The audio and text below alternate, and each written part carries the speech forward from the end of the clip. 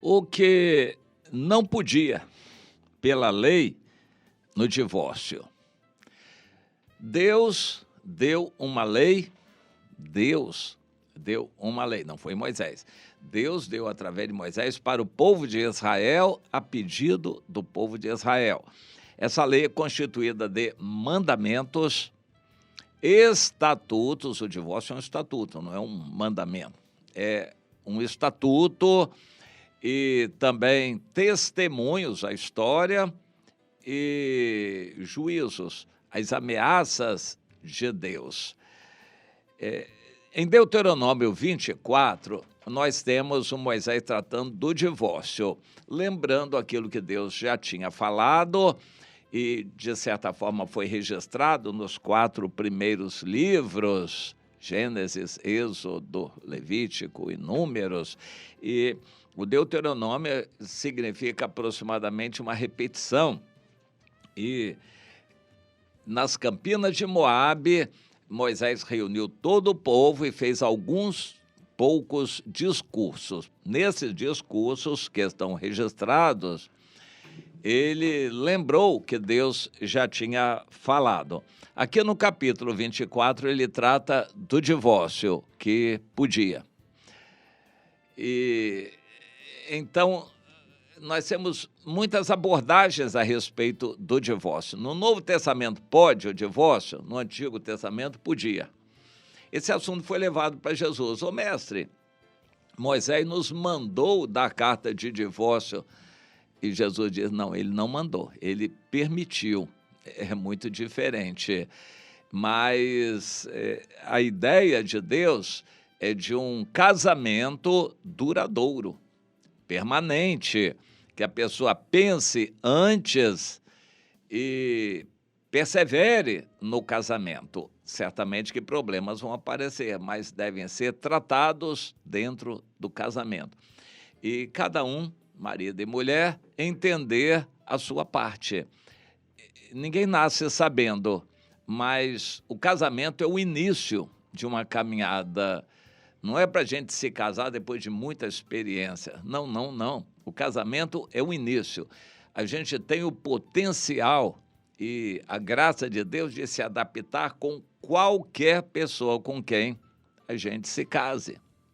Casamento é o início.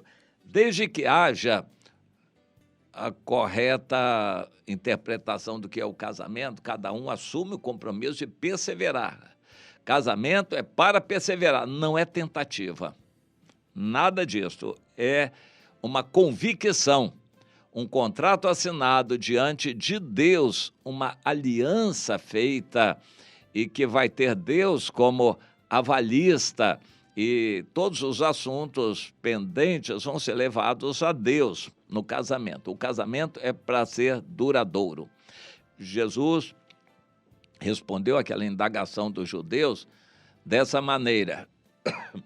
Desde o princípio, Deus criou homem e mulher. Por isso, deixará o homem, seu pai e sua mãe, se unirá à sua mulher, e serão os dois uma só carne. Homem e mulher serão uma só carne e se aperfeiçoarão no entendimento, no amor, na unidade, na orientação aos filhos, na constituição da família e no relacionamento com outros núcleos, com outras famílias também. O casamento é o início dessa vida a dois. E era para ser pensado antes e assumido o compromisso, não se separe. O que Deus ajuntou, não o separe o homem. Casamento não é para ter divórcio. Divórcio, Deus odeia. Principalmente quando é divórcio de esperteza. Porque o divórcio de esperteza é quando a pessoa já está de olho em uma outra pessoa, aí provoca o seu cônjuge e arranja briga e confusão de propósito para justificar uma separação, porque ele ela já está querendo uma outra pessoa. Isso aí eu creio que não tem perdão diante de Deus, a pessoa já com más intenções. Para ter perdão, a pessoa precisa voltar atrás e consertar todo o erro passado. Senão, não tem perdão. Tem que confessar. Confessar a quem? A quem prejudicou. Primeiro a Deus, mas depois a quem prejudicou, para ter o perdão daquela pessoa. Se não fizer isto, não terá o perdão de Deus. Mas quem é que faz isto? Se separa, fala gatos e sapatos daquela pessoa, depois vai voltar e procurar se reconciliar, amar. Reconciliar não necessariamente no casamento, ainda que permaneçam separados, mas se reconciliar para ter o perdão daquela pessoa, para confessar os erros cometidos e procurar se consertar. Quem é que faz isso? Eu acho muito difícil o divórcio, muito problemático, mas hoje em dia ele está sendo propagandeado e até estimulado para a pessoa ser feliz. Se ela não está sendo feliz no casamento, então ela se separa para poder conseguir ser feliz. Isso não é de Deus mesmo. Mas deixa eu ler aqui o capítulo 24 de Deuteronômio, só o início. Se acontecer, interessante, isso é lei? Não, isso é um estatuto, que não é um mandamento, é um estatuto que faz parte da lei, é uma permissão de Deus, não era para separar, mas se acontecer de um homem tomar uma mulher, se casar com ela, e se ela não for agradável aos seus olhos, por ele ter achado coisa indecente nela, isso também vai ser relativo. Na opinião do homem, ele encontrou na mulher um defeito, alguma coisa ruim, que ele considerou um adultério ou algo indecente. E então ele lavra um termo de divórcio, dá na mão da mulher e despede a mulher. Então, era assim que acontecia.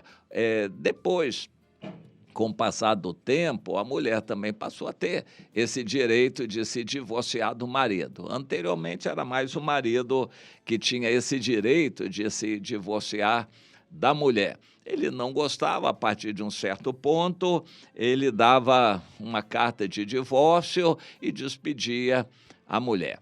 Claro que isso tem muitas implicações. E os filhos? E o sustento da mulher, de acordo com as leis do país. Hoje, tudo isso tem que ser reinterpretado à luz das leis do país e dos princípios bíblicos do Novo Testamento. Não é assim. Em princípio, não é para se separar. O apóstolo Paulo diz em 1 Coríntios 7, ele diz, olha, é um mandamento, não meu, mas do Senhor, que o homem não se separe da mulher e a mulher não se separe do homem. Mandamento, não se separe. Mas, aí tem o mais, e se vier a se separar, ou seja, por uma permissão de Deus, se isso acontecer, então aqui, voltando ao Deuteronômio 24, o se está aqui, se acontecer de um homem se casar e se separar, der carta de divórcio na mão da mulher. E se essa mulher, saindo da sua casa, for e se casar com outro homem, claro, naquela época as mulheres não tinham sustento. Se acontecesse de ela ser separada do marido, claro que ela se lançaria na mão do primeiro que aparecesse e prometesse sustentá-la. Hoje não é assim. A situação é bem diferente. Há implicações do divórcio. Por exemplo, se a mulher é sustentada pelo marido e ela não tem emprego, trabalho, quando se separa, claro que a justiça não vai permitir que ela saia sem nada. O marido vai ter a obrigação de sustentá-la. Mas naquela época, não. A mulher, se fosse repudiada, o divórcio é chamado repúdio também, se a mulher fosse repudiada pelo marido, ela passaria fome, ela procuraria logo se recasar. E Deus está permitindo, isso era permitido por Deus. E ela se casar com outro homem. Mas se acontecer a mesma situação, se este homem também não gostar dela e a aborrecer, e lhe lavrar termo de divórcio também, e lhe der na mão essa carta de divórcio e a despedir da sua casa, ou se este último homem que a tomou para si por mulher vier também a morrer, interessante, situações em que ela se casou de novo e ficou livre do marido, ou porque o marido não a quis, deu carta de divórcio, ou porque o marido morreu. Ou ela ficou viúva, ou ela ficou divorciada de novo, ela está livre. Livre para quê? Versículo 4. Então, se isso acontecer, essa mulher ficar livre, o seu primeiro marido, que a despediu, não poderá tornar a desposá-la. Isso é um juízo de Deus. Para que seja sua mulher novamente, depois que ela já foi contaminada por outro homem. Pois isto é uma abominação perante o Senhor. Nesse caso, isso faria pecar a terra que o Senhor teu Deus te dá por herança. Interessante, abominação e contaminaria a terra. O que contaminaria? O fato de a mulher ter sido possuída por um outro homem e depois voltar para o primeiro. Isso era abominação, não permitido mesmo. E isso seria punido com a morte. Divórcio podia. E casar de novo podia. Mas se ela ficasse divorciada de novo, não podia voltar para o primeiro marido. Por isso o apóstolo Paulo diz lá em 1 Coríntios 7, não se separem. Agora, se acontecer de se separar, que não se case com outro. Aguente, porque existe a possibilidade de voltar ao primeiro marido, o marido voltar à primeira esposa. Isto é bom aos olhos de Deus, essa reconciliação. Não, porém, depois de a mulher já ter tido experiência com outros homens. Aí seria abominação aos olhos de Deus. Deus valoriza a unicidade, estarem um com o outro. É um só casamento. Não é para ficar como tico-tico no fubá e procura aqui relacionamento para aqui, para ali, para colar. É um casamento só. Eu sou a morte. Separar, isso é o que Deus deseja, valorizar o casamento. O homem ter uma mulher só, a mulher ter um marido só, a não ser no caso da morte, que a pessoa ficaria livre para se casar de novo. Mas por divórcio, não. O divórcio deve ser abominado pelos crentes também. É um último caso, último remédio. Também no Novo Testamento é permitido. Então o apóstolo Paulo diz, não se separe. Porém, se a mulher vier a se separar, ou se o homem vier a se separar, então que não se case. Para agradar a Deus, não se case. Mas se vier a querer se casar, case de novo com a mesma pessoa. Volte ao casamento. Mas se a pessoa casar com outro, que é o que normalmente acontece, então ela nunca poderia voltar ao primeiro e mesmo teria muita dificuldade em acertar a vida espiritual no novo casamento. A separação em novo casamento traz problemas espirituais seríssimos. O Senhor manda amar a todos. Se são crentes e se separam, o problema fica sério. Como é que a mulher separada, divorciada, vai amar o seu ex-marido? Como é que o marido divorciado vai amar a sua ex-mulher? Se não amar, não tem salvação.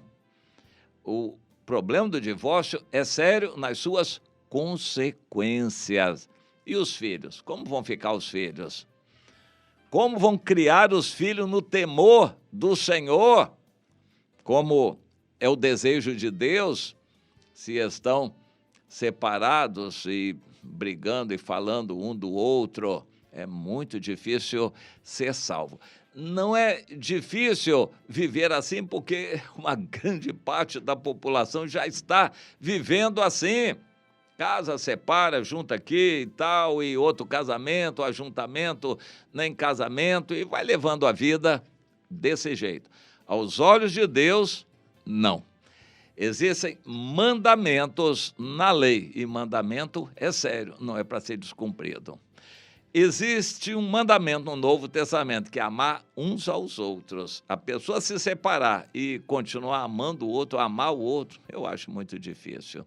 Muito difícil. Mas ela pode separar e continuar. Bom, ela pode fazer o que ela quiser, mas ser salva desse jeito, não. No meu entender, é muito difícil a pessoa ficar brincando com o divórcio, jogando com o divórcio e ser salva. E os filhos, e o testemunho perante os outros, e o escândalo que essa situação causou em crentes novos que se afastaram, se desviaram. Como é que vai ficar isso? Não tem jeito. Para mim, é dificílimo a pessoa ser salva.